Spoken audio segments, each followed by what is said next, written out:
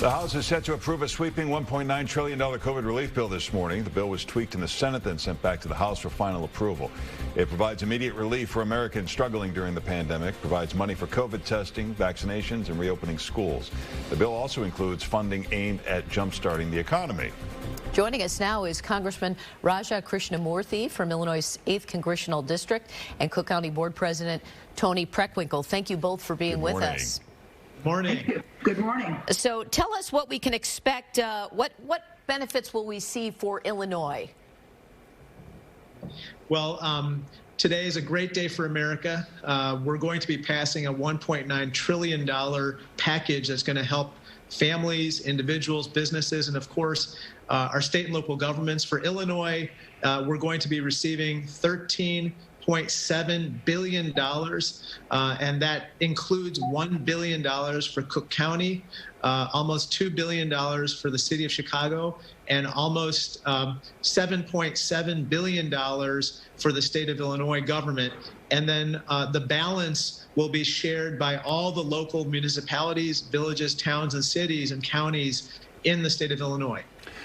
Ms. Preckwinkle, Republicans have been concerned that while this money is not supposed to go to bail out pensions, that local governments, state governments can work the shell game with money and use it for that. Do you agree with that assessment? No, of course not. You know, we're going to do with the money the same thing we did with the CARES Act funds last spring. That is support our healthcare efforts. In this case, vaccinations, and also continuing contact tracing as the course of the pandemic declines a little bit. We have to keep track of those who are infected and try to mitigate the effects of contagion. We're going to put money into economic development as we did in the spring. And finally, we're going to support our cities, towns, and villages with populations less than 50,000. Those that have more than 50,000 will get their own allocation, but we've got lots of smaller communities within the county that are going to need help, and we provided that help last year, and we'll do it again with these resources. Representative, I think anytime anyone hears, wow, this is great money coming our way, we always think there's got to be a catch. There's going to be an election coming up in 2 years, or where is this money coming from? You got to pay the piper down the road. Sure. Well, I'm a former small business person, so I'm always worried about our fiscal situation. But right now we're fighting a war, and we have to save lives and we have to save the economy.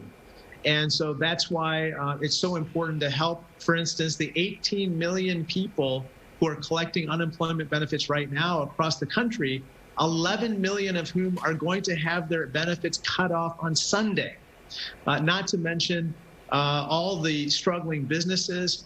And so we have to help them to survive until we can get to a point where, you know, we can finally pronounce the coronavirus dead and Illinois and its economy fully alive. Some Republicans are concerned that some of these things will become permanent, like the child tax credit. Will that become permanent?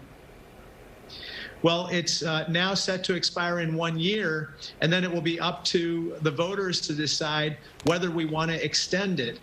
You know, a lot of families with children need that extra assistance. I think it's going to be a popular program, and I hope that we can renew it in the future. Let me just add, you know, of the developed countries in the world, we're pretty stingy when it comes to supporting our families, and we should do everything we can to help our parents support their kids. We have an incredible rate of child poverty in this country, and the way to deal with it is to give their parents more resources to support them. Well, we appreciate you both joining us, Tony Preckwinkle and Krishnamurthy. We appreciate both of you being with us. Thank you. Thank you. Thank you.